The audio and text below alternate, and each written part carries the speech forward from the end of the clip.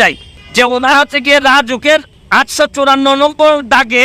হচ্ছে গিয়ে 10 তলা একটা বাড়ি আছে ওনার, যেটার নির্মাণ ব্যয় হয়েছে 15 কোটি টাকা। তোপখানা রোডে ওনার হচ্ছে গিয়ে 2টি অফিস স্পেস, তারপর হচ্ছে গিয়ে জমি হচ্ছে গিয়ে অনেক অসংখ্য জমির মালিক, তারপর রাজধানীতে 4% জমিতে একটি বহুতল পাকা বাড়ি যার মূল্য কয়েক কোটি টাকা। তারপর হচ্ছে গিয়ে আপনার পাইকপাড়ায় কেয়ারি বুরুজ ভবনে একটি ফ্ল্যাট আছে, পিরোজপুরে আছে ওনার নাজিরপুর, আশেপাশের এলাকায় কোটি টাকার জমি ক্রয় করেছেন সমরেজাউল করিম। আমার কথা হচ্ছে যে উনি হয়তো অনেক ধনী হইতে পারেন, ওনার এই জায়গা সম্পত্তি থাকতে পারে, এটা আমার সমস্যাটা যে জায়গায় হয়েছে,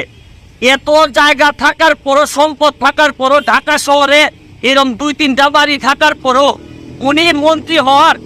1 মাস 2 দিনের মধ্যে আবার রাজুক থেকে